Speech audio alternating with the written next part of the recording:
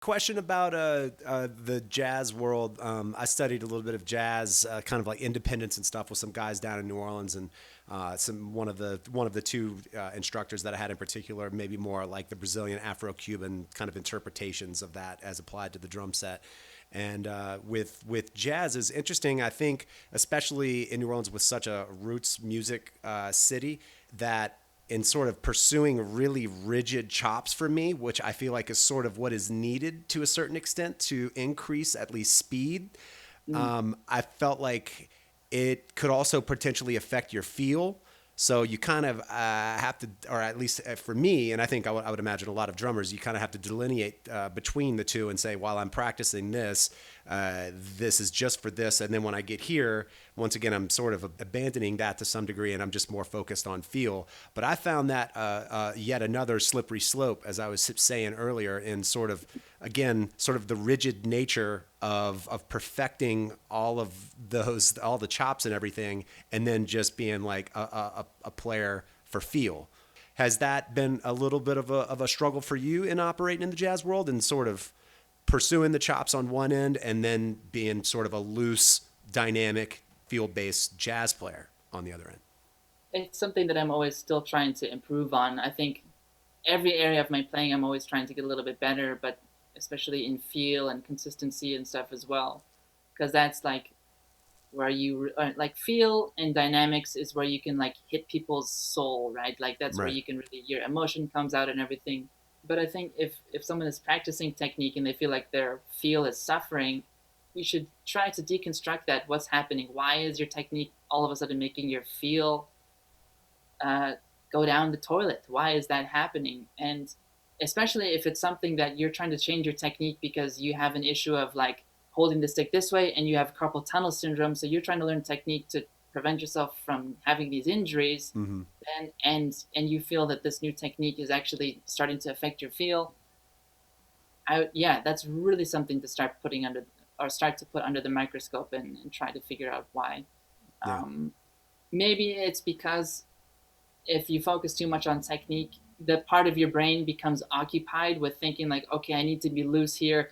I need to make sure this. So part of your brain is you're playing this music and now you're thinking about trying to stay loose and trying to think about this technique stuff, and then now it's ruining your feel. I'm making a guess here, but I think it could, I would tie it almost certainly to, if you're, and we can talk about the process because we didn't touch on it too much, about sort of increasing those BPMs and ironing out rudiments at higher BPMs. But in doing so, more often than not, you're kind of doing this incrementally alongside a metronome of some sort.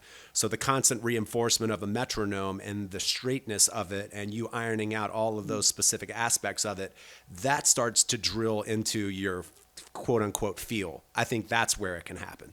That's just me. yeah, I think it's good to practice without a metronome as well. Yeah. Like practice your 200 whatever BPM paradiddles with the metronome, but spend time away from the metronome as well, so that you're not just relying on the click for the pulse, Right. and that you can actually maybe focus a little bit more on adding some dynamics and being a little bit more creative, maybe. Right. Yeah, right. Well, I mentioned it briefly, but as far as I know, in talking to people like John Longstreth, sort of some of these like extreme metal guys who play crazy BPMs and are doing sustained blast beats and all this stuff. Their way to sort of get there was, again, to sort of incrementally increase the BPMs, because you're gonna have a threshold. And if you're Mm-hmm. looking to push that and get to these higher levels of speed, it's kind of at a certain level about increasing that, or just incrementally pushing that more and more until you can just get up there. So for you I highly doubt that you just sat down and you were playing paradiddles at 260 BPM. So when you started sort of looking at that aspect of it, where did you find was your threshold, and what was the process of increasing it? It's actually exactly what you said. So it's always been like, just like if you, for example, picture a person running around a track that is a professional runner trying to beat their best time. The only way they're going to improve is if they run a lap, see what their time is, and they say, okay, I'm going to try this next one. I'm going to try beat it by 1 second. So Yeah. then they run it again, and they have to run. They have to try run faster. Yeah. So if you want to get faster playing paradiddles or singles or whatever rudiment or whatever it is, The only way you're going to do it is find the tempo where you're comfortable at. Now try bump it up by 3 BPM and see if you can hold on for a minute. And then if you can, bump it up 3 BPM again, and then again, and then and do that until that the only amount of time you can hold on is for like 5 individual strokes, and then everything falls apart. Right. So that'll be your new practicing point, and that should be like for the next 2 weeks. Just see if you can hit 6 consecutive strokes, and Mm-hmm. then 7, and then maybe it'll take you a month to be able to play uh, like 2 bars or whatever at that tempo, and that's how you slowly increase your speed. But you have to work on it every single day. Right.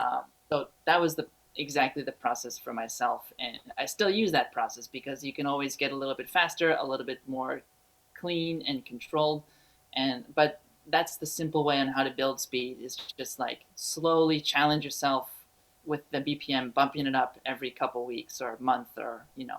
Yeah, absolutely. But I don't remember what tempo I started at and what tempo I don't really remember what that was. But I started out just like everyone else, and I might just warning you, since I'm saying everyone else, I might go into a sidebar of like I don't think people are necessarily born genius. I think you have to learn how to do it and train it, because all these geniuses were born with the same information that we had.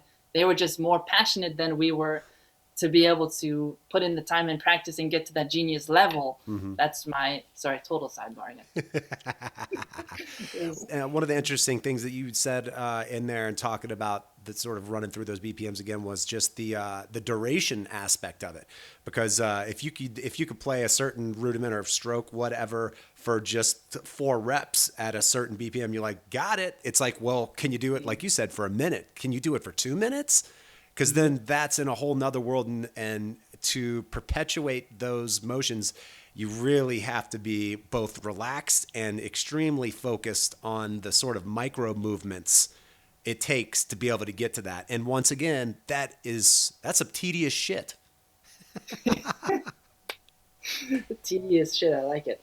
Yeah. Uh, I when I'm doing that stuff, I kind of like to have 3 different tempos. So I have my speed threshold of how long I can hold something for like 3 minutes or above 3 minutes. Right. Then I have my speed threshold for how long I can hold something for 1 minute. And then the next one is like how fast can I possibly go, and I can probably only hold it for 30 to 20 seconds before it falls apart. Right. So you're gonna have kind of those 3 categories, I think,